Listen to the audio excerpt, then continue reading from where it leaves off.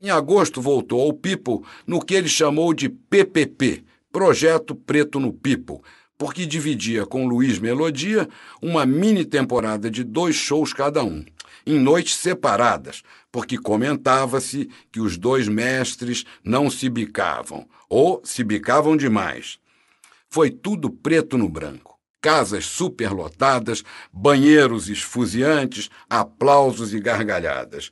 Tim só se aborreceu quando, às 7 da manhã, teve a sua comemoração interrompida por uma fita de música clássica que, em desespero de causa, o gerente colocou, depois de diversas tentativas de mandá-lo para casa. Tim reclamou no jornal. Foi uma falta de respeito. E ainda mais que eu estava com a Vera Fischer. Um sonho, eu e a minha deusa, eu segurando na mão dela, eles tocando a marcha fúnebre para me expulsar. O jovem produtor Flávio Tambellini começava uma promissora carreira no cinema e um dos seus sonhos era fazer um filme com Tim Maia.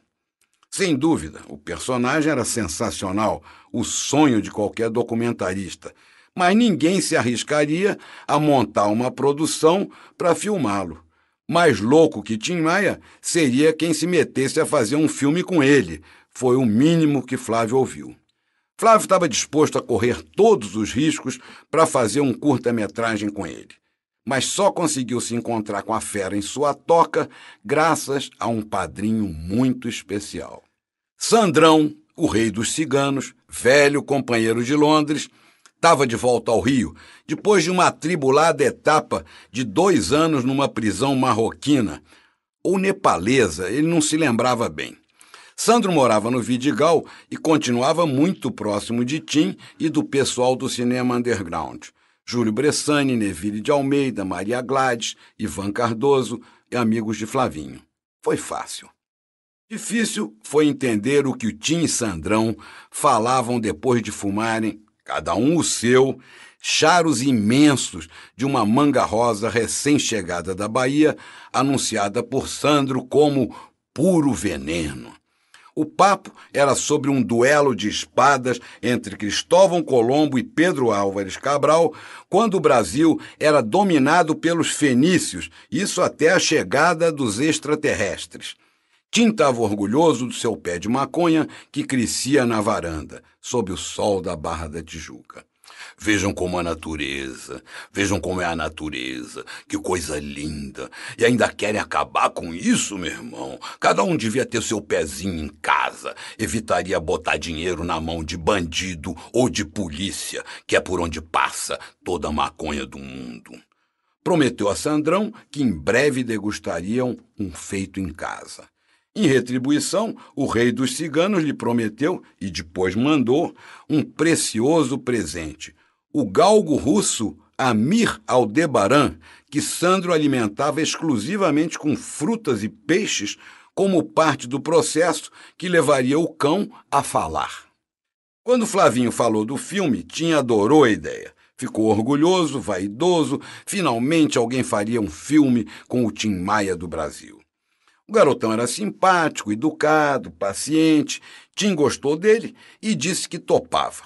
Começariam imediatamente, se fosse o caso. E foi para a cozinha preparar um lanchinho. Em um tablete de manteiga derretida, fritou 6 ovos e comeu. As visitas ficaram olhando. Com uma câmera emprestada por Bruno Barreto e algumas latas de negativo que sobraram de sua última produção, Flávio chamou o fotógrafo Toca Seabra e uma equipe mínima e começou uma aventura que terminaria 1 ano depois com as imagens de Tim Maia em uma banheira de espuma enchendo a tela da sala de projeção da produtora LC Barreto. Ao longo do ano, as conversas foram muitas, sempre alegres e divertidas, mas poucos os dias de câmera rodando.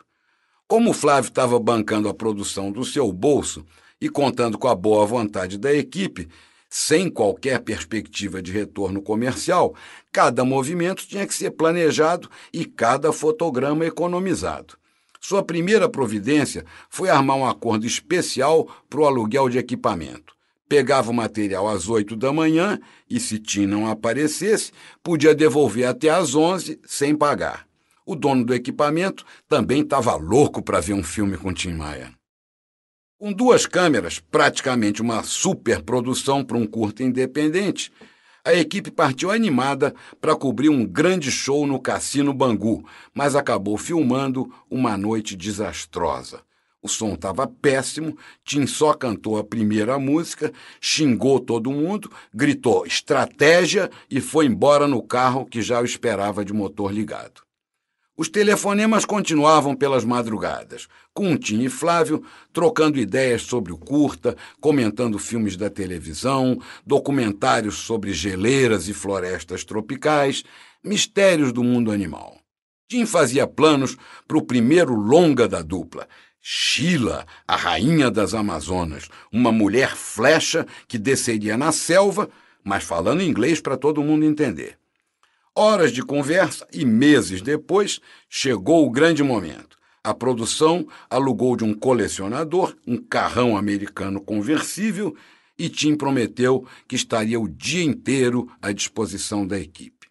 9 da manhã, Flavinho chegou ao apartamento da Barra e o encontrou de banho tomado, acendendo o segundo baurete do dia. O primeiro era sempre ao acordar, logo depois de escovar os dentes. Pro chuveiro ficar mais gostoso, meu irmão. Tim adorou o carrão, achou a sua cara. Parecia com os dos grandes negões americanos. Com o câmera no banco da frente, ao lado do motorista, Tim, Flávio e o técnico de som percorreram lentamente a Avenida da Barra da Tijuca em toda a sua extensão, várias vezes, com Tim falando pelos cotovelos. Eu já sofri bastante por causa do amor. Inclusive, eu já sofri em dias maravilhosos como esse de hoje aqui. Mas sofri tanto, que não dava nem para perceber esse dia. Com a paisagem deslumbrante passando, Tim falou a manhã inteira, de coisas alegres e tristes, de família e de dinheiro, de música e de mulheres, com muito humor. Afinal, não queria queimar seu próprio filme. Depois do almoço, levou a equipe para conhecer a futura sede da Vitória Régia Discos, numa área selvagem do remoto Recreio dos Bandeirantes. A casa de 3 cômodos não tinha nenhum móvel, estava completamente vazia, vários cachorrões dominavam o quintal.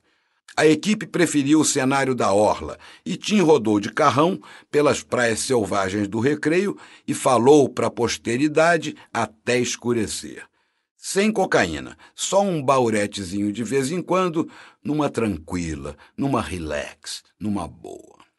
Mas talvez as melhores cenas tenham sido as filmadas meses depois, quando Tim assistiu a um copião na cabine da LC Barreto. Não sozinho, como recomendara Flávio, mas acompanhado por 10 convidados.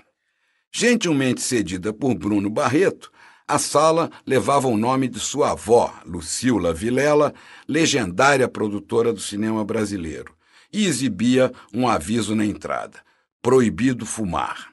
Uma placa se referia a tabaco, que Tim detestava. Ele entrou, sentou e acendeu seu baurete. Alguns convidados também se sentiram mais à vontade e acenderam os seus.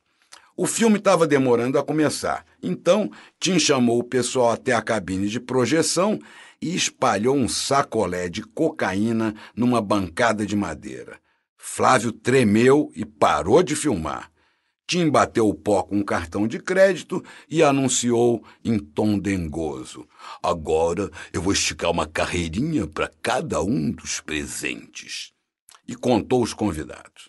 Esticou caprichosamente 10 linhas de cocaína, uma ao lado da outra. Enrolou uma nota, fez um canudo e cheirou sozinho todas elas, num movimento de vai e vem rápido e contínuo, como um tamanduá humano. Sua gargalhada estremeceu a sala. Mas, felizmente, a projeção começou. Tim ficou muito contente de se ver na tela. Só achou pouco. No início de 87, não apareceu no lançamento do filme, no Estação Botafogo, onde o filme foi recebido com aplausos e gargalhadas em seus melhores momentos, como quando ele dizia que acreditava em civilizações extraterrestres em forma de biscoito de rosquinha. Pode ser rosquinha redondinha, ou quadradinha, ou gigantinha. Agora, que existe alguma coisa além da TV Globo, isso existe. No Recreio dos Bandeirantes, entre a Barra da Tijuca e Jacarepaguá, a casa era o novo orgulho de Tim, a joia da coroa maia. Um terreno de 600 metros quadrados, numa área ainda selvagem, entre a mata, a praia e a favela do Terreirão. A casa ainda era pequena, uma sala e 2 quartos, mas breve seria ampliada para os futuros estúdios de ensaio e gravação Vitória Régia. O terreno também dava para fazer uma boa piscina e até para ter mais cachorros e outros bichos. Para começar, Tim comprou um casal de pavões, uma vaca e um bezerro que batizou como Édipo e Jocasta, não pela tragédia de Sófocles ou eventual complexo psicanalítico, mas em homenagem à sua deusa Vera Fischer, que protagonizara Jocasta em uma versão moderna da tragédia na novela Mandala, de Dias Gomes. E acabou se apaixonando de verdade pelo jovem ator Felipe Camargo, que interpretava seu filho Édipo, enquanto Perry Salles, seu marido na vida real, vivia Laio, o pai assassinado. Tim era louco pela lindíssima Vera Jocasta. Acima dela, só Dona Maria Imaculada. Mas, ao contrário do feliz ator, o Édipo bovino teve um trágico destino. Durante uma viagem de Tim, foi sequestrado, abatido e churrasqueado por uma turma da favela do Terreirão. Amigo dos animais, Tim ficou chocado. Pô, coloquei o nome de Édipo porque o bezerro vivia querendo comer a mãe dele, mas já comeram ele. É um pessoal que passa fome. Se eu soubesse que roubaram para comer, teria comprado um bezerro até maior, só para não matarem o Édipo. Pensando melhor, nós não estamos na Etiópia e nem no Nordeste faminto. Estamos no Recreio dos Bandeirantes. Acho que eles não estavam com fome porra nenhuma. A violência é violência e revolta mesmo. A movimentada vida judicial de Tim, que já acumulava 12 processos em andamento, recebeu mais 8 de uma vez só. Revoltados por terem sido expulsos da Vitória Régia, Luiz Carlos Batera, os guitarristas Beto Cajueiro e Pedrinho Periquito, Adoniran, Carlinhos Trompete, o tecladista Marquinhos e o trombonista Jair Carlos, o Ricochete, entraram com processos trabalhistas contra Tim, no valor de 16 milhões de cruzados novos, que equivaliam às vendas de cerca de 2 milhões de LPs. A chapa esquentou. Tim ficou possesso e foi para os jornais. Mandei embora mesmo porque eles queriam ser mais doidos do que eu. Queriam que nos bailes fosse a banda Vitória Régia e o crooner Tim Maia. Eu ficaria lá no fundo fazendo vocal pro show deles. Um deles é 3º sargento do Corpo de Bombeiros e tá querendo férias 13º escambau. Se ele é bombeiro, como é que pode ter vínculo empregatício comigo? Como é que pode um bombeiro querer pensão do Tim Maia? Só se eu fosse incendiário, meu irmão. Com apenas 2 semanas no ar, a novela Vale Tudo, de Gilberto Braga, se tornou um espetacular estouro de audiência, um dos maiores da história. Todo mundo comentava as inacreditáveis maldades de Maria de Fátima, arquivilã vivida por Glória Pires, que se transformou em um símbolo do conturbado momento brasileiro. Cínica, mentirosa e mau caráter, ela parecia uma metáfora da rapinagem do país no governo Sarney, com a inflação disparada e as instituições desmoralizadas. O povo estava revoltado com os escândalos diários, a sensação era de que havia ainda mais corrupção do que na ditadura. Ou talvez a redemocratização permitisse uma exposição maior da podridão. Provavelmente as duas coisas. O tema da abertura da novela não poderia ser mais apropriado. Não me convidaram para essa festa pobre que os homens armaram para me convencer a pagar sem ver toda essa droga que já vem malhada antes de eu nascer. Cantada por Gal Costa, a música de Cazuza, Nilo Romero e Jorge Israel era a cara do Brasil de 88 e da novela. Só Tim Maia não concordava. e entrou com um processo contra a TV Globo por uso indevido do título de sua música Vale Tudo. Quando eu soube que a novela ia se chamar Vale Tudo, até pensei em colocar minha música no fundo. Mas não me chamaram. Só me chamam para gravar o Globo de Ouro de graça. Sou amicíssimo do Cazuza, mas o certo é a colocar minha música. Mas na Globo vale tudo mesmo, irmão. Até mais do que na novela. Noveleiro assumido, Tim estava adorando Vale Tudo. Só quero um levado pelo meu título. Não quero ser coautor de nada. Quero mais é que o mar pegue fogo para eu comer peixe frito. No fim do ano, eu fui a São Paulo, fiz uma visita à amiga Rita Lee, que tinha se separado do Roberto e estava muito triste e chateada. Conversamos em clima meio deprê, tomamos vinho, fizemos uma música triste, mas morremos de rir, lembrando histórias de Tim Maia. De volta ao Rio, liguei para ele e contei que a Rita estava tristinha, que um telefonema dele a alegraria muito. Dei-lhe o número e 5 minutos depois, Rita Lee me ligava às gargalhadas. Sabe o que ele me disse? Ô Rita Lee, eu já esperei 10 anos da administração Arnaldo Batista, mais 10 anos da administração Roberto de Carvalho e gostaria de deixar claro que... Fez uma pequena pausa e a voz estremeceu o telefone. I love you!